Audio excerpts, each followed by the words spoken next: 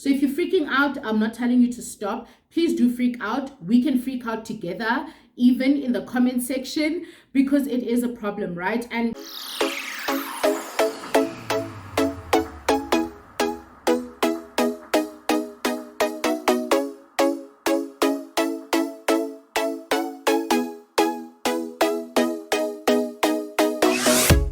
hi guys, welcome back to another video, and thank you so much for joining me yet again. If it is your first time here, and on this channel we chat about all things related to managing your money and adulting in general. So if that sounds like your type of vibe, please make sure that you check out our other videos, and if you like what you see, don't hesitate, smash the subscribe button and become a member of the team. Guys, today we are doing two things. Number one, we are going to announce the winner of our 2K giveaway. At the end of the video, that person will walk away with 2 tickets to the Millennial Moms Nurturing and Healing event that I will be speaking at next month for Mother's Day, as well as a copy of my favorite financial read for this year, The Psychology of Money. So I'm super excited to hand that over to the lucky winner on the day of the event when I meet them next month. So that's something that you can look forward to at the end of the video. But before we go there, I wanted to take a moment to address the elephant in the room, okay? The elephant in the room has been here for the past couple of months and we haven't really spoken about her. And the elephant's name is the interest rate hikes, right? The interest rate hikes are having all of us on a chokehold. I don't know how many times I've heard people in different vlogs and videos mentioning, yo, economic Cyril. What is it doing to us? Like, what is Cyril's economy doing to us, right? And I love the fact that we've called it Cyril's economy, by the way, and not ours. But anyway, we are going to be talking about that today. And I'm not going to go in depth. I am seriously just going to cover straight to the point, straight for the kill. What are some of the things that we can do when there's an interest rate hike, right? Because we need to manage it somehow, and there's some action that we need to be taking if things are moving in another direction. So I'm going to be chatting about what are some of the things that we can do when there's an interest rate hike, specifically what I do when there's an interest rate hike, and hopefully from that and me sharing my experience, you can also pick up a thing or two that you can do next time that announcement comes, right? Now, let's start from the beginning. The first thing is, and you are not going to believe that I'm actually saying this, but the first thing is freak out. Scream, shout, jump, leave your seat, do all of those things, because you know why? I do the same thing too. I'm not going to sit here and pretend like when there's an interest rate hike, I'm like, oh, whatever, it's just another one. Let's continue with life as if nothing happened. I do freak out. I do get anxious, and I do get a lot of anxiety about what's going to happen. How is it affecting my budget and all of that stuff? And to be honest, if you are not getting bothered, if you are not getting anxiety, if you are not worried about the economy and what's happening, then you have a problem, not the rest of us who are kicking and screaming. So first thing is, it's important to realize the magnitude of these changes and how impactful they are, especially when it comes to our money and what we are able to do with them. So if you're freaking out, I'm not telling you to stop. Please do freak out. We can freak out together, even in the comment section, because it is a problem, right? And don't feel bad for doing that. In fact, you should feel bad if you're not bothered, like I said, because then there's a problem. So number one is freak out. You're allowed to pull your hair, do whatever you need to do, scream. I often WhatsApp Mr. M and I'm like, oh my God, it's happening again, right? So let's get that out of the way. The second thing that you can do is look at the small debts that you have, okay? The small debts that you have that you can get rid of, because honestly, it's not worth it, especially when the interest rates are that high, because it means that you are now going to pay more for the debts that you had initially. So, some of us keep clothing accounts open. We keep that small, balance on our credit cards and all of that stuff, because we feel like, it's just 800 Rand. It's just 1,200 Rand. It's just 2,000 Rand. I'll pay it off. When there's an interest rate hike, I make sure that I go to that debt and I'm like, I need to settle you. We need to part ways because it's too expensive to have you at this point. So I need to get rid of you. And that's exactly what I jump on as soon as there's interest rate hikes. In as much as the only short-term debt that I have at the moment is access to my credit card, which I swipe during the month, but I pay off before the end of the month and before I accumulate interest. But you know how it goes. Sometimes there's that 1,000 Rand or 1.2 or 1.5 that you've let sit there. I make sure that I settle that ASAP because I am not going to pay a ridiculous amount in interest.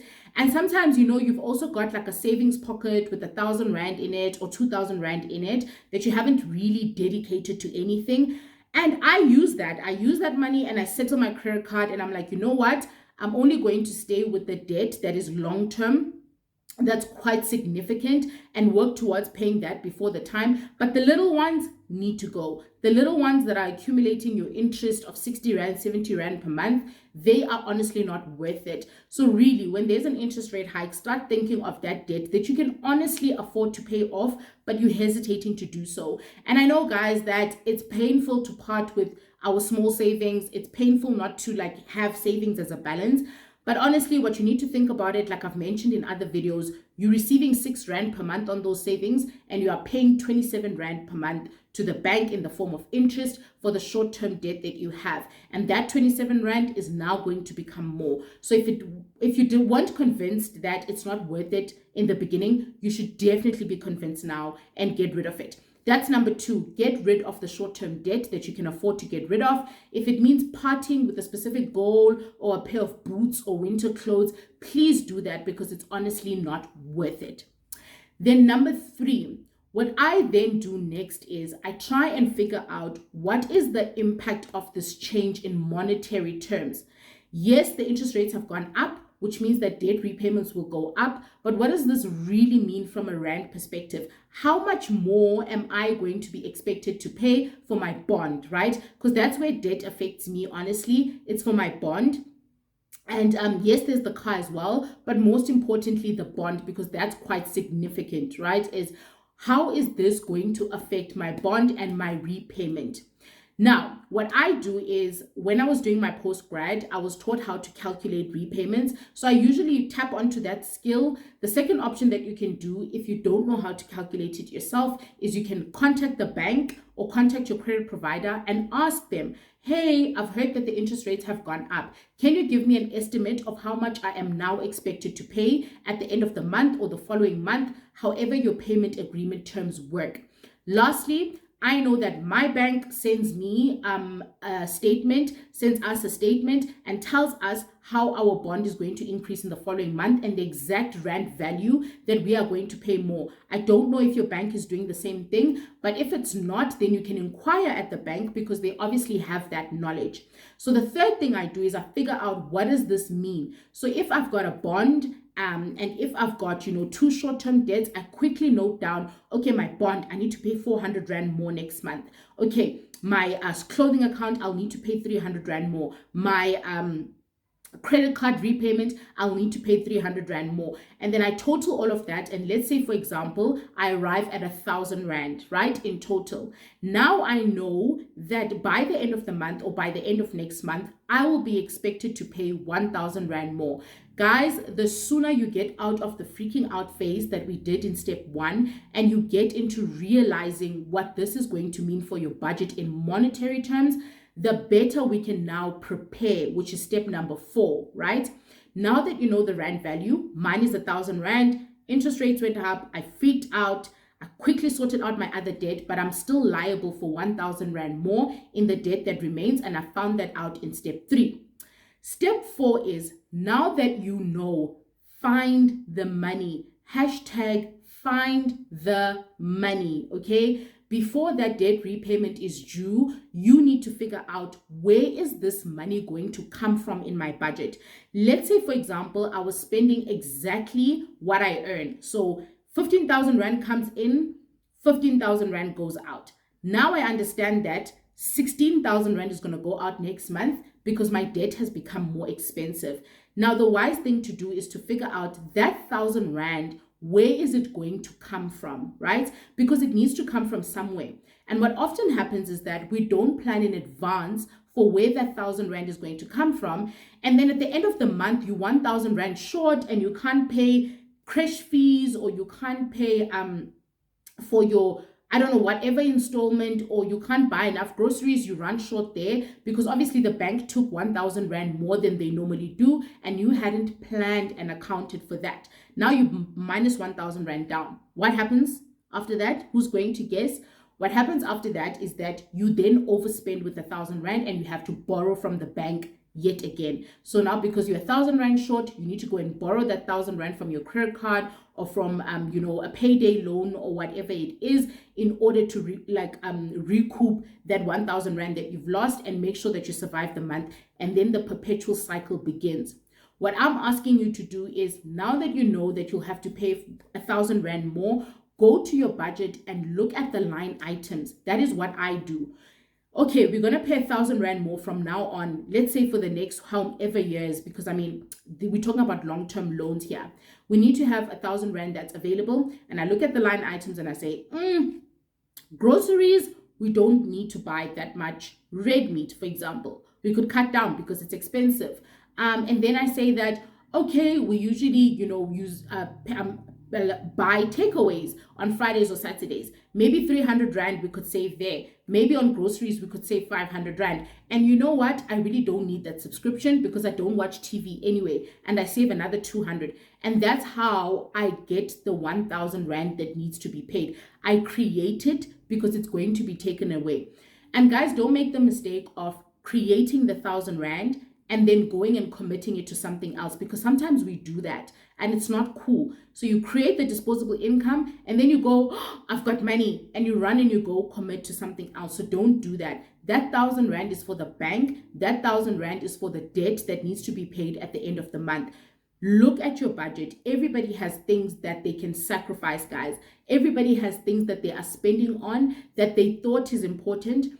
But now in hindsight, when you look at the bigger picture, you think, I can actually do without this, right? Because I want to stay commitment. So that's step number 4, is go find the money and make sure that you make it available through sacrificing on things that you don't deem as important, and maybe it's temporary. Maybe your income will increase or you'll find an additional stream of income and then you can get back to order. But the bank wants its money at the end of the month or at the end of next month, and you need to make it available. What is the last thing? The last thing that you do is you make sure that you avoid accumulating or you avoid adding any more debt after this, right? I think that the one thing that the interest rates, or one of the things rather that the interest rate hikes should be teaching us is to avoid debt. Avoid debt because it looks like you can afford it now, but you don't know what's going to happen to that repo rate that's going to increase, the amount of interest that's charged on your loans and therefore the repayments. So sometimes it looks like you have the money, but as the interest rate increases, all of a sudden it becomes unaffordable. So make sure that you stay away from debt. You can't use what I explained just now to sort out that debt only to take another one, because then you're going to go back 3 steps back and 1 step forward, right? You need to make sure as a last step that you avoid adding debt. And what's important with that one is making sure that you live, or rather what works really well in achieving that is living well below your means. Guys, that is critical and that is key. If the bank says you can afford 1 million, take out a bond for like 700,000 Rand or less if you can help it. Because what that does is it creates a bit of a buffer, right? So for example, in as much as I'm saying we go and make sacrifices, I do that because I still want to save the way that I save. I still want to invest the way that I invest. So I don't want my budget to be interrupted from a savings perspective. But we're able to be react to things like this because there is disposable income that can be created. But that wouldn't have happened had we taken everything that we qualify for, because then we'd be at a max. We were very conservative in the bond that we took and the debt that we take. And that's because we understand that interest rates will go up. And when they do, you don't want to feel the pinch too soon. And I know that anything can happen, but you don't want to after a month stop affording your house, or after a month stop affording your car, right? That means you're really here in terms of what you took. So for those people that have not gone there, please make sure that you are always taking on way less debt than what you qualify for, to create that buffer, and make sure that you are not paying off debt and adding on debt as well. But But if you're already in that situation, then hopefully what I've shared in the beginning does help you in terms of how you can navigate that. Okay, guys, now I'm glad that I've addressed the elephant in the room, which is the interest rate hikes. And I really hope that one or two of these things you will take and apply, and it will help lighten the load, or at least even the way that you think about it. Sometimes it doesn't help practically because of your individual situation, but I really do hope that it at least gives you something to think about. Right.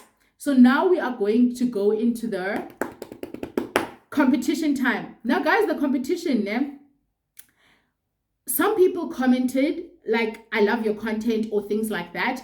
And I didn't note that as an entry, but I did hint that I did mention in the video how you can enter. So I was very specific in the video about what an entry is. And that was simply just commenting with your favorite, piece of content that I've shared and what you took away from that. And that's all you needed to do. But I feel like very few people actually did that.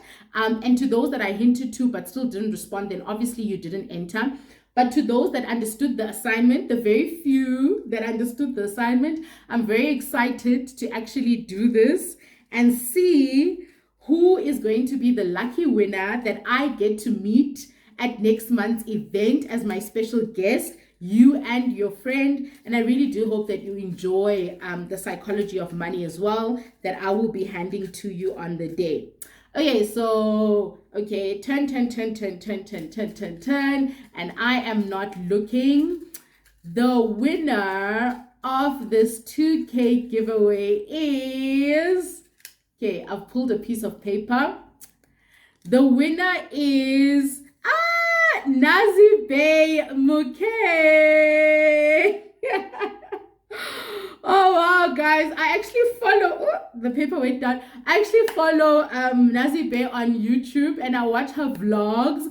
I'm so excited for her and for her winning this competition, and I'm looking forward to meeting her at the event, and hopefully she does watch this. When you do, please send me a DM so that I can send you the details on how you can get a hold of the tickets. Thank you so much to everyone else who did enter. I really do hope that you still go ahead and buy at least The Psychology of Money, because that's a really, really good read and I feel like it will benefit you. If you're curious, I did speak about it in one of my videos that I will link in the cards as well. Guys, thank you so much for gracing me with your time and for sticking around till the end. I really hope that you enjoyed the video. If you did, don't forget to give it a huge thumbs up. And if you haven't done so, consider subscribing to our channel so we can see you in other videos as well. Bye, guys.